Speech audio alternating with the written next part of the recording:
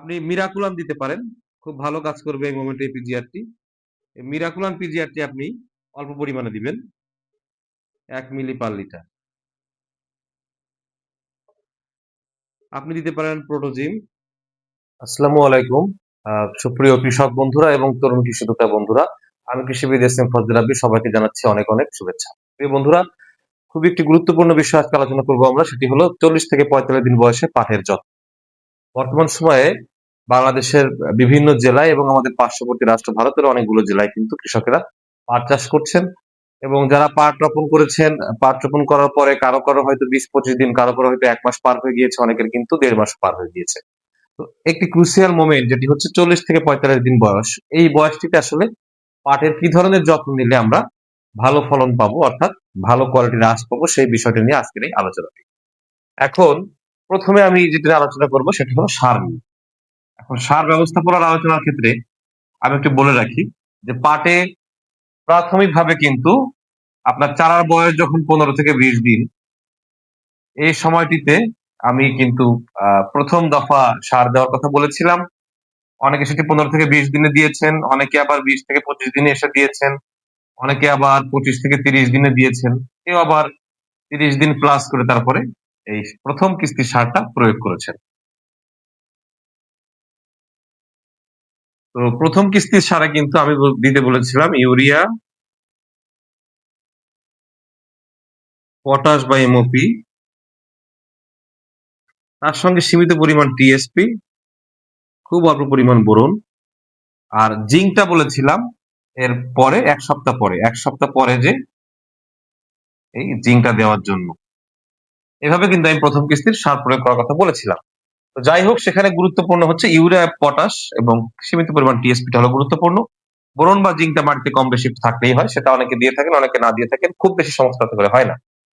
এখন যেটা জরুরি বিষয় যে 40 থেকে 45 দিনে বা মানে 40 থেকে 50 দিনে এই টাইমটার ভিতরে আমরা কি ধরনের যত্ন করব।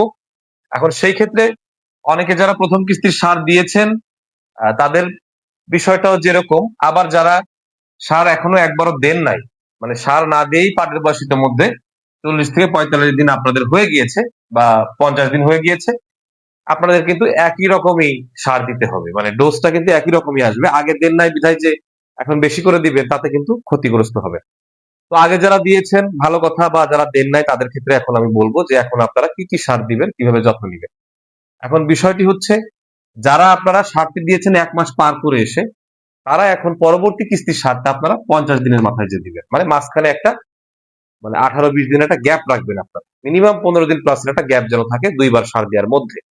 আর যারা এখনো দেন নাই, তাদের গাছের বয়স যদি মোটামুটি 40 দিন পার হয়ে যায়, তারা এই এখন যে সারটি আমি দিতে বলবো বা যেই যেই জিনিসগুলো দিতে বলবো সেগুলো আপনারা দিতে পারবেন। অথবা যারা দিয়েছেন এই 15-20 দিনে বা 20-25 দিনে, তারাও আপনারা 40-45 দিনের মাথায় এসে আপনারা এই সারগুলো এখন দিতে পারেন। তো সেভাবে আমি এখন আলোচনা করব। তো এই 40 থেকে 45 দিনে এসে এখন আপনারা একিক সার কিভাবে দিবেন। এখন হলো 40 থেকে 45 দিনের আলোচনা, অর্থাৎ চারার বয়স, মানে গাছের বয়স, পাট গাছের বয়স এই 40 থেকে 45 দিন। এরকম সময় এসে আমরা কি কি সার কতটুকু দিব। এ সময়টা এসে আমাদের মূলত দুইটা সার মুখ্য, একটা হচ্ছে ইউরিয়া, আর একটা হচ্ছে এমওপি বা পটাশ সার, অর্থাৎ লাল সার যেটাকে আমরা বলি। এই দুটা সার কিন্তু এ সময় দেওয়া মুখ্য। আর একটা আমি নাম বলতে ভুলে গেছি, এর সময় জিপসাম, জিপসাম সার আমি দেওয়ার কথা বলেছিলাম, এটাও কিন্তু খুব জরুরি। মানে ইউরিয়া, পটাশ এবং টিএসপির মতো জিপসামটাও কিন্তু একটি মুখ্য সার। এ সময়টা দিতে হবে ইউরিয়া এবং এমওপি। কি পরিমাণে দিতে হবে? মোটামুটি 12 থেকে 13 কেজি দিতে হবে ইউরিয়া। এটা হলো 33 শতক জমির জন্য, অর্থাৎ 1 বিঘার জন্য। আর এমওপিটা আপনারা দিবেন 5 থেকে 6 কেজি। এটা হলো এমওপির পরিমাণ। পাটের আঁশটা একটু মোটা করার জন্য, পাট গাছটাকে একটু শক্ত করার জন্য কিন্তু এমওপি সারটা আপনার অবশ্যই দিতে হবে। আচ্ছা, এখন একটি বিষয়, সেটি হলো যারা প্রথম কিস্তির সার দেন নাই, তারা তো জিপসামটাও দেন নাই।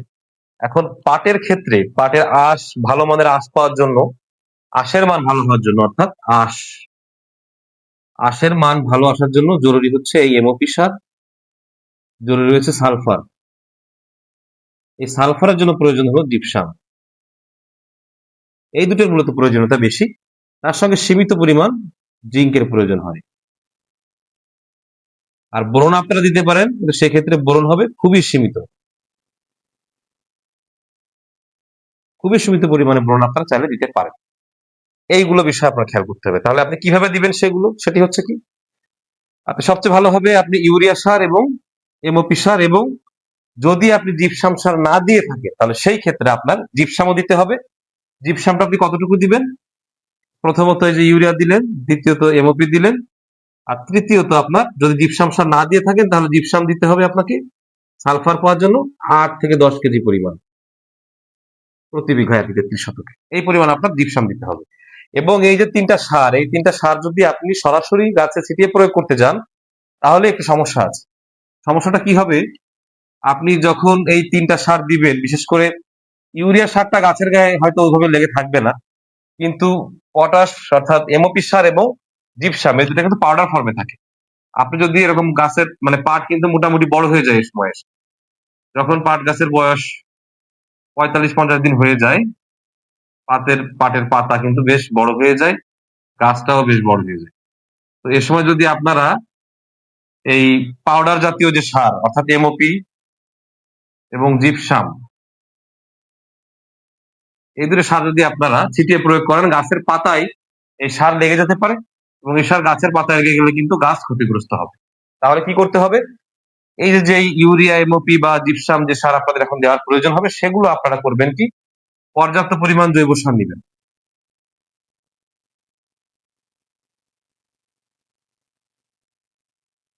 পর্যাপ্ত পরিমাণ বলতে কতটুকু? 33 শতকে আপনার 15 থেকে 20 কেজি নেবেন, একটু বেশি করে নিতে হবে। আর আপনি একটু কমও যদি নেন, আপনি একটা জিনিস খেয়াল রাখবেন যে যাতে করে এই এমওপিটা এবং জিপসাম যাতে নিচ্ছেন, প্রায় আপনি 10-15 কেজি কিন্তু জিপসাম এবং এমওপি নিচ্ছেন। সুতরাং আপনি যদি 15-20 কেজি জৈব সার না নেন তাহলে কিন্তু এটা ভালো করে মিশাতে পারবেন না। তো এমওপি আর জিপসাম অন্তত পক্ষে আপনার জৈব সারের সঙ্গে খুব ভালো করে মিক্সিং করে মিশিয়ে তারপর ছিটিয়ে প্রয়োগ করতে হবে। তাহলে সেই ক্ষেত্রে কি হবে? সেই ক্ষেত্রে আর এই পাউডার সার গাছের গায়ে লেগে থাকবে না এবং গাছের পাতা কিন্তু ক্ষতিগ্রস্ত হবে না। এইভাবে আপনার সারগুলো ছিটিয়ে দিতে হবে। আচ্ছা, এখন আসি যে আপনি এই সীমিত পরিমাণ জিঙ্ক বা বোরন এগুলো কিভাবে দিতে পারেন। জিঙ্ক বা বোরন আপনার এই ছিটিয়ে দেওয়ার প্রয়োজন নাই। সেটি আপনি কিভাবে দিবেন? সেটি হচ্ছে একটা স্প্রে দিবেন আপনারা, মানে সারেরই এক প্রকার স্প্রে হবে একটা। এই স্প্রেতে কি কি থাকবে? স্প্রে থাকবে জিঙ্ক থাকবে, এটা কি চিলেটেড জিঙ্ক। কতটুকু দিবেন আপনি? 1 গ্রাম পার লিটার, অর্থাৎ প্রতি 1 লিটার পানিতে সর্বোচ্চ 1 গ্রাম পরিমাণ। আচ্ছা, আর কি দিবেন আপনি? Soluble boron. সলুবর বোরনের পরিমাণ হবে খুবই কম, সর্বোচ্চ 1/2 গ্রাম পার লিটার, এর বেশি যেন না হয়, কারণ অতিরিক্ত যদি সলুবর বোরন দেন আপনি তাহলে কিন্তু গাছে বিষাক্ততা হবে। আচ্ছা, এর সঙ্গে আর একটা জিনিস আপনাকে দিতে হবে, সেটা হচ্ছে কি, সেটা হচ্ছে পিজিআর দিতে হবে। পিজিআর হিসেবে আপনি কি দিতে পারেন? পিজিআর হিসেবে আপনি কি কি পিজিআর দিতে পারেন সেটা একটু আমি সংক্ষেপে বলি। আপনি মিরাকুলাম দিতে পারেন, খুব ভালো কাজ করবে এই মোমেন্টে এই পিজিআরটি। মিরাকুলাম পিজিআরটি আপনি অল্প পরিমাণে দিবেন, 1 মিলি পার লিটার। আপনি দিতে পারেন প্রোটোজিম, 2 মিলি পার লিটার। অথবা আপনি দিতে পারেন ফ্লোরা, ফ্লোরা আপনি দিতে পারেন, এটা এরকম। এই তিনটা পিজিআর এর কথা যে আমি বললাম, এই তিনটি থেকে যে কোনো একটি আপনি দিবেন, তার সঙ্গে মাইক্রোনিউট্রিয়েন্ট হিসেবে জিঙ্ক এবং বোরন আপনি মিশিয়ে দিতে পারবেন।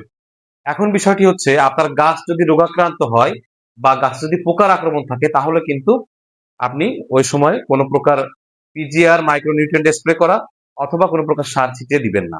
সেক্ষেত্রে আপনি যে কাজটি প্রথমে করবেন, যে গাছের রোগ এবং পোকার আক্রমণের যে ওষুধ সেটি আগে আপনি দিয়ে নিবেন, তারপরে হচ্ছে আপনি মাইক্রোনিউট্রিয়েন্ট পিজিআর স্প্রে করবেন এবং সার ছিটিয়ে দিবেন। তাহলে সেই ক্ষেত্রে আমরা সাধারণত পোকার আক্রমণ হিসেবে যে ধরনের পোকার আক্রমণগুলো আমরা দেখি, বিভিন্ন প্রকার লেদা পোকার আক্রমণ হয়, কাণ্ডছিদ্রকারী পোকার আক্রমণ হয়, জাপ পোকা, মাছি পোকা, থ্রিপস, বিভিন্ন প্রকার আক্রমণ হয়। তো এই ক্ষেত্রে আপনারা যদি করতে পারেন, এ ধরনের পোকার আক্রমণ দেখলে আপনারা ইমামেকটিন বেনজয়েড গ্রুপের কীটনাশক এবং তার সঙ্গে একটি সাইপারমেথ্রিন গ্রুপের কীটনাশক, এই দুটি একসঙ্গে মিশিয়ে আপনারা স্প্রে করে দিতে পারেন। সেই ক্ষেত্রে কীটনাশক লেভেলে যে মাত্রাটি উল্লেখ থাকবে সেই মাত্রাটা অনুসরণ করে আপনারা সেটি স্প্রে করবেন, দুটি একসঙ্গে মিশিয়ে স্প্রে করবেন। এবং পাটের গাছে কিন্তু এ সময় বিভিন্ন প্রকার বাদামি বা কালো স্পট দেখা যেতে পারে পাটের কাণ্ডে, অর্থাৎ পচা রোগ দেখা দিতে পারে। সেই ক্ষেত্রে কিন্তু আপনার অবশ্যই এর জন্য ওষুধ স্প্রে করতে হবে। সেই হিসাবে আপনি মেনকোজেব গ্রুপের একটি ওষুধ 3 গ্রাম পার লিটার, অথবা কার্বনডেজিম, অথবা না মানে এর সঙ্গে কার্বনডেজিম গ্রুপের একটি ওষুধ 2 গ্রাম পার লিটার, এই দুটি একসাথে মিশিয়ে স্প্রে করতে পারেন। অথবা আপনি ম্যানসার জাতীয় যে ওষুধগুলো আছে, অর্থাৎ মেনকোজেব এবং কার্বনডেজিম একসাথে মিক্সের যেই ওষুধগুলো বাজারে কিনতে পাওয়া যায়, সেগুলো আপনারা 3 গ্রাম পার লিটার হারে স্প্রে করতে পারেন এই কাণ্ড পচার জন্য বা এই ধরনের রোগের জন্য। আর যদি বেশি আক্রমণ হয় তাহলে সেই ক্ষেত্রে আপনারা চেষ্টা করবেন টিল্ট। টিল্ট আপনারা দিবেন হচ্ছে 1/2 গ্রাম পার লিটার। এই মাত্রায় আপনারা টিলটা স্প্রে করতে পারেন, তাহলে সেই ক্ষেত্রে রোগের আক্রমণটি বেশি হলেও সেটি সমস্যার সমাধান হয়ে যাবে।